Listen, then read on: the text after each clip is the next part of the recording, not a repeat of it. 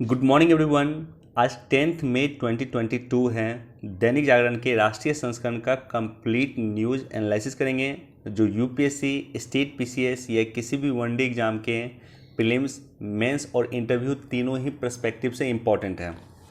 आगे बढ़ने से पहले हमारे चैनल पर नए हैं तो सब्सक्राइब कर दें, अपने दोस्तों के साथ, कलीग के साथ इसे शेयर कर दें। कोई क्वेश्चन पूछना चाहते हैं, कोई सुझाव देना चाहते हैं, कमेंट सेक्शन में दे सकते हैं और वीडियो को निश्चित तौर पर लाइक कर दें। दोस्तों, 10 मई का दिन भारत के इतिहास का सबसे महत्वपूर्ण दिन में से एक है। क्यों? क्योंकि 10 मई को ही 1857 की क्रांति शुरू हुई थी। 10 मई 1857 को भारत का प्रथम स्वतंत्रता संग्राम 1857 की क्रांति की शुरुआत 10 मई को ही हुई थी। तो इतिहास में इस दिन को जाना जाता है एक इम्पॉर्टेंट दिवस के रूप में। फर्स्ट पेज पे देखिए ये न्यूज़ है। ये न्यूज़ काफ़ी इंपॉर्टेंट है और काफ़ी चर्चा में चल रहा है। लगातार मैं देख रहा हूँ पिछले कई महीनों से ये न्यूज़ चर्चा में चल रहा है कि सरकार जो राजद्रोह का कानून है, राजद्रोह का कानून को सरकार पुनर्विचार करेगी, ये सरकार सोच रही है।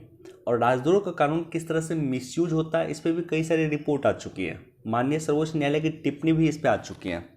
और सबसे इम्पोर्टेंट देखिए, हमारे देश में जो कई सारे कानून बने थे, चूँकि आज 10 मई है, 10 मई 1857 को 1857 की क्रांति शुरुआत हुई थी, भारत का प्रथम स्वतंत्रता संग्राम की शुरुआत हुई थी। और उसके जस्ट बाद देखिएगा 1861 में, देखिए 1857 की जस्ट क्रांति के बाद 1861 में जो पुलिस एक्ट आया था, वर्तमान में भी वही पुलिस एक्ट चल रहा है। और उसी के आसपास सीआरपीसी एक्ट आया था, उसी के आसपास जो आईपीसी एक्ट आया था। तो आज भी हमारे देश में वही आईपीसी की धारा चल रही है, वही सीआरपीसी चल रही है जो 1857 की क्रांति के आसपास आया था। मतलब 150 वर्ष से भी अधिक इसका हो चुका है। जो अंग्रेजों ने भारत पे हुकूमत करने के लिए जो कानून लाया था, जो जेल एक्ट लाया था, जो पुलिस एक्ट लाया था, आज भी वही चीज़ चल रहा। तो इसलिए इसमें व्यापक रिफॉर्म्स की आवश्यकता है। चाहे पुलिस एक्ट हो, चाहे जेल एक्ट हो, चाहे आईपीसी हो, सीआरपीसी हो, इसमें व्यापक रिफॉर्म्स की आवश्यकता है। और इस पर टिप्पणी माननीय गृह मंत्री ने भी संसद के पटल पे किया था। भारत के माननीय गृह मंत्री अमित शाह जी ने भी संसद के पटल पे इस पर टिप्पणी किया था। बहरहाल हमारे लिए ये जो टॉपिक है, राजद्रोह का टॉपिक है। राजद्रोह होता क्या है? तो आईपीसी की धारा 124A में राजद्रोह का प्रोविजन है। राजद्रोह का मतलब होता है कि भारत में कानून द्वारा स्थापित सरकार के प्रति, यानी सरकार का अगर आप खिलाफ करते हैं, लिखित रूप में करते हैं, मौखिक रूप में करते हैं, संकेत या दृश्य के रूप में करते हैं, तो ऐसे कंडीशन में इसको राजद्रोह में सरकार शामिल हो सकती है। इस कानून के तहत आरोपित व्यक्ति को सरकारी नौकरी करने से रोका जा सकता है, विदेश जाने पर प्रतिबंधित किया जा सकता है। तो यानी जिस पे राजद्रोह का केस लग गया है उसको सरकारी नौकरी करने से रोका जा सकता है और साथ ही साथ विदेश जाने से प्रतिबंधित किया जा सकता है। अब देखिए, राजद्रोह कानून यानी आईपीसी की धारा 124A के समर्थन में क्या पक्ष दिया जा सकता है? तो पहला पक्ष तो ये दिया जा सकता है कि आईपीसी की धारा 124A राष्ट्र विरोधी, अलगाववादी और आतंकवादी तत्वों से निपटने के लिए उपयोगी है। कोई भी कानून होता है तो उसके कुछ पॉजिटिव पॉइंट होते हैं, कुछ नेगेटिव पॉइंट होते हैं। तो राजद्रोह कानून का एक पॉजिटिव पॉइंट तो ये है कि हम जो राष्ट्र विरोधी व्यक्ति हैं, जो अलगाववादी हैं या जो आतंकवादी हैं, उसको निपटने के लिए उपयोगी है। दूसरा ये कि यह धारा लोकतांत्रिक रूप से चुनी गई सरकार को हिंसा और अवैध तरीके से उखाड़ फेंकने के प्रयासों से बचाती है। विदित है कि कानून द्वारा स्थापित सरकार का अस्थायी अस्तित्व राज्य की अस्थिरता की एक अनिवार्य शर्त है। यानी जो सरकार हम चुन के लाते हैं वो सरकार सस्टेन करे, ये एक राज्य की अस्थिरता का एक इम्पॉर्टेंस तत्व है। तो राज्य की जो सरकार है, उस सरकार को उखाड़ फेंकने में जो आवश्यक तत्व शामिल होते हैं उसके लिए भी ये जरूरी है। यदि न्यायालय की अवमानना के लिए दंडात्मक कार्रवाई सही है तो फिर सरकार की अवमानना करने पे भी दंडात्मक कार्रवाई होनी चाहिए। बिल्कुल, राजद्रोह कानून के पक्ष में ये भी तर्क दिया जाता है कि आप न्यायालय के खिलाफ कुछ बोलिएगा तो आपको जेल भेज दिया जाएगा, तो आप सरकार के खिलाफ कुछ बोलिए तो आपको जेल भेज दिया जाना चाहिए। तो ये भी एक तर्क दिया जाता है। हालांकि मैं सहमत नहीं हूँ उस तर्क से, लेकिन ये तर्क दिया जाता है। ऐसे में धारा 124A का उपयोग केवल कुछ मामलों में गलत बता के इसे समाप्त करना सही नहीं होगा। अब देखिए, इसके विपक्ष में कुछ तर्क देखते हैं। राजद्रोह कानून का क्या दुरुपयोग देश में हो रहा है और क्यों राजद्रोह कानून देश में नहीं होना चाहिए। तो धारा 124A औपनिवेशिक विरासत का अवशेष है जो लोकतांत्रिक देश में अनुपयुक्त है। यह भाषण और अभिव्यक्ति की स्वतंत्रता के संवैधानिक गारंटी में बाधा डालता है। निश्चित रूप से यह है क्योंकि 1857 के क्रांति के बाद अंग्रेज ने जो भारत के लोगों को प्रोसिक्यूट करने के लिए, जो उत्पीड़ित करने के लिए जो कानून लाया था, वो कानून आज भी चल रहा है, तो वो कहीं से भी प्रासंगिक और सही नहीं हो सकता। एक जीवंत लोकतंत्र में सरकार से असहमति और इसकी आलोचना परिपक्व सार्वजनिक बहस की आवश्यक शर्त है। इसे राजद्रोह के रूप में नहीं देखा जाना चाहिए। निश्चित तौर पर मैं भी इससे सहमत हूँ। यानी सरकार की आलोचना जो है सरकार में सुधार करने से संबंधित है। लोकतंत्र में प्रश्न करने और आलोचना करने और शासकों को बदलने का अधिकार इसके आधारभूत तत्व हैं। अंग्रेजों ने स्वयं ही अपने देश में भारतीयों पर अत्याचार करने के लिए इस कानून को बनाया था। अतः भारत में इस कानून को बनाए रखने का पर्याय नहीं है। यानी अंग्रेज जो कानून भारत में बनाया था वो अंग्रेज यानी इंग्लैंड में ये कानून नहीं है, राइट। तो अंग्रेज भारत में भारत के लोगों को उत्पीड़ित करने के लिए कानून बनाया था, लेकिन इंग्लैंड में अंग्रेज ने ये कानून नहीं बनाया था, इसको ख़त्म कर दिया था। तो भारत में भी इसे ख़त्म किया जाना चाहिए। तो ये सब कुछ जो है पॉइंट ऐसा है जो राजद्रोह कानून के कुछ पॉजिटिव और निगेटिव पॉइंट को दिखाता है। आईपीसी की धारा 124A के कुछ पॉजिटिव और निगेटिव एस्पेक्ट को दिखाता है। बाकी इसको पढ़ लीजिएगा। श्रीलंका में हिंसा के बाद पीएम महिंद्रा का इस्तीफा।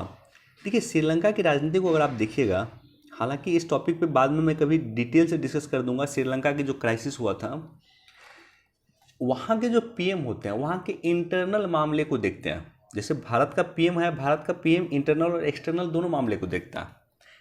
हमारा विदेशी नीति क्या होना चाहिए, विदेशी संबंध क्या होना चाहिए, भारत के पीएम देखते हैं। हमारी घरेलू रणनीति क्या होनी चाहिए, देश किस तरह से सस्टेन करना चाहिए, ये भी पीएम देखते हैं। लेकिन श्रीलंका में ऐसा नहीं है। घरेलू मामले को श्रीलंका को देखने की जिम्मेदारी वहाँ के पीएम की होती है, प्राइम मिनिस्टर की होती है। लेकिन विदेशी मामले की देखने की जिम्मेदारी, विदेश के साथ हमारा संबंध कैसे हो, विदेश से हम किस तरह से व्यापार करें, ये सब जिम्मेदारी वहाँ के राष्ट्रपति की होती है। तो श्रीलंका में राष्ट्रपति और प्रधानमंत्री दोनों का ही पद काफ़ी महत्वपूर्ण है। राष्ट्रपति विदेशी मामलों की देखभाल करता है और प्रधानमंत्री जो है इंटरनल मामलों की देखभाल करता है।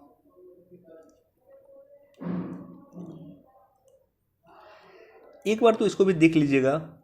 संयुक्त विश्वविद्यालय प्रवेश परीक्षा को लेकर के बढ़ा रुझान।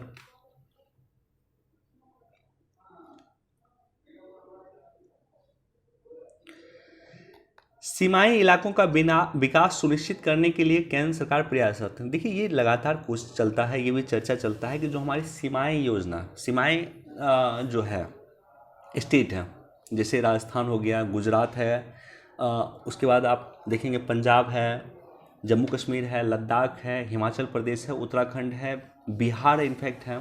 तो ये सब जो सीमाई राज्य है उसके लिए सरकार एक परियोजना भी लेकर आई थी कि सीमाई स्टेट में हमको रोड बनाना है, इंफ्रास्ट्रक्चर बनाना है, डेवलप करना है। इसके लिए सरकार ने भारतमाला परियोजना लेकर आई है। सरकार की दो परियोजना, एक सागरमाला है जो सागर तटों को इम्प्रूव करने से संबंधित है, और भारतमाला परियोजना जो है सीमाई स्टेट को इम्प्रूव करने से संबंधित है। और पिछले कुछ दिनों में आप देख रहे होंगे कि सरकार लगातार इंफ्रास्ट्रक्चर पे काम कर रही है, खास करके सीमाई राज्यों में काम कर रही है।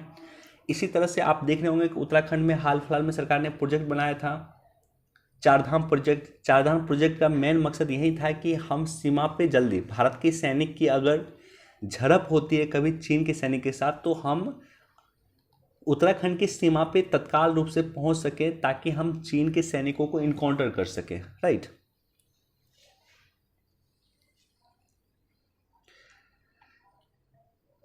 सीमा पे मुद्दे को बनाए रखना चाहता है चीन। एक बार इसको पढ़ लीजिएगा।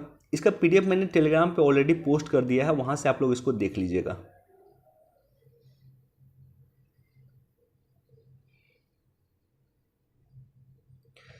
देखिए, ये काफ़ी इंपॉर्टेंट टॉपिक है। फर्स्ट पेज पे जो टॉपिक हमने डिस्कस किया था राजद्रोह कानून, वो आज का इंपॉर्टेंट टॉपिक था, और ये आपका इंपॉर्टेंट टॉपिक है। ये भी मैं देख रहा हूँ कई, आई थिंक वर्षों से इसकी चर्चा हो रही है, पिछले 2-3 वर्ष से तो मैं इसको देख रहा हूँ इस टॉपिक को।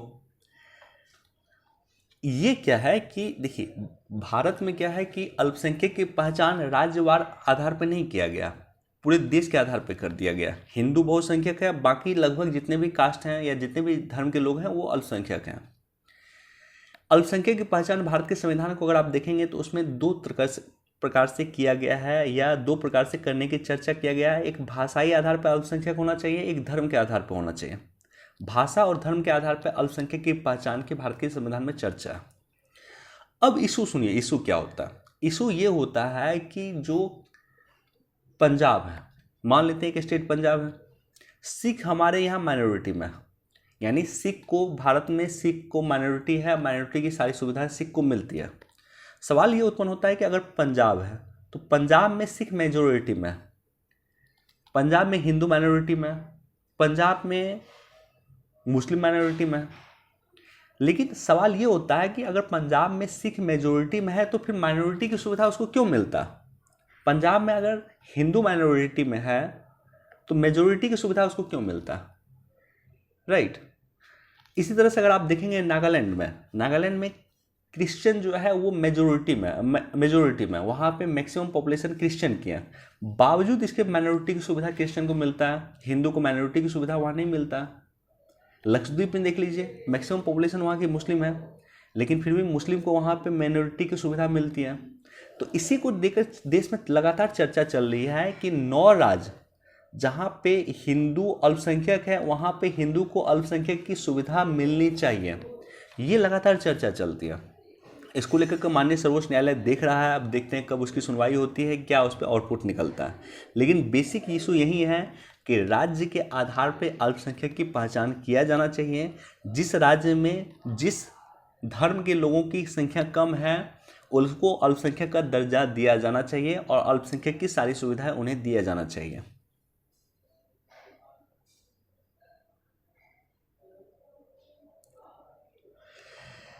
देखिए, बिहार के सीतामढ़ी में माँ सीता का जन्म हुआ था यहीं पे, और यहाँ पे विश्व की सबसे बड़ी माँ सीता की मूर्ति बन रही है, राइट।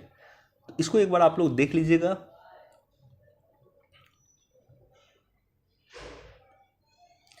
एक बार इसको आप लोग पढ़ लीजिएगा। राष्ट्रवाद का आधार थी 1857 की क्रांति। जैसा कि मैंने बताया था कि 10 मई को ही 1857 की क्रांति की शुरुआत हुई थी, इसलिए आज ये आर्टिकल दिया हुआ। देखिए, ये टॉपिक काफ़ी इंपॉर्टेंट है, ये जो एडिटोरियल है ये काफ़ी इंपॉर्टेंट है, लेकिन इसमें कुछ कंटेंट अच्छा नहीं दिया हुआ, इसलिए मैं इस पर डिस्कस नहीं कर रहा हूँ। इसको पढ़ लीजिएगा आप लोग खुद से। टॉपिक काफ़ी इंपॉर्टेंट है। टॉपिक क्या है? वेस्ट मैनेजमेंट, कचरा प्रबंधन। यूपीएससी लगातार मेंस में क्वेश्चन पूछा है, पीटी में क्वेश्चन पूछा है, बीपीएससी में भी पीटी और मेंस में क्वेश्चन पूछा गया। कचरा प्रबंधन, वेस्ट मैनेजमेंट अपने आप में काफ़ी इंपॉर्टेंट टॉपिक है। बाकी इसको पढ़ लीजिएगा आप लोग। डॉलर के मुकाबले रुपए सबसे निचले स्तर पे काफ़ी नीचे चला गया, 77 रुपीज़ हो गया है $1 की कॉस्ट। इसके कई सारे रीज़न हैं। डॉलर के बदले जो है रुपए का, जिस तरह से रुपए नीचे गिरा है उसका कई सारा रीज़न है। उसका एक रीज़न ये भी है कि डॉलर काफ़ी स्ट्रॉन्ग हुआ, इसलिए विश्व भर में आप करेंसी को देखिएगा तो हर एक करेंसी कहीं ना कहीं डाउन हुआ। चीन की करेंसी भी कहीं ना कहीं गिरी है क्योंकि डॉलर काफ़ी मजबूत हुआ है।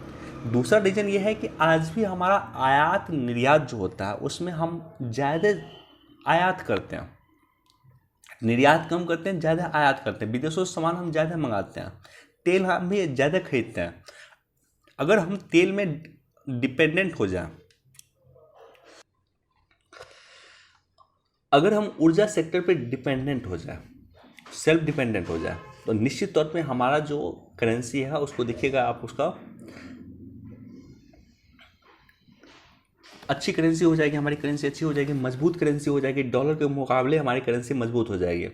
तो बहुत सारा रीज़न है इसका। एक रीज़न तो इम्पॉर्टेंट ये है कि हम एनर्जी सेक्टर में कहीं ना कहीं विदेश पे डिपेंड है, खाड़ी देशों पे डिपेंड है, अमेरिका पे डिपेंड है, रूस पे डिपेंड है। बहरहाल इस टॉपिक पे कभी फिर से चर्चा कर दूंगा, लेकिन ये काफ़ी इम्पॉर्टेंट टॉपिक है।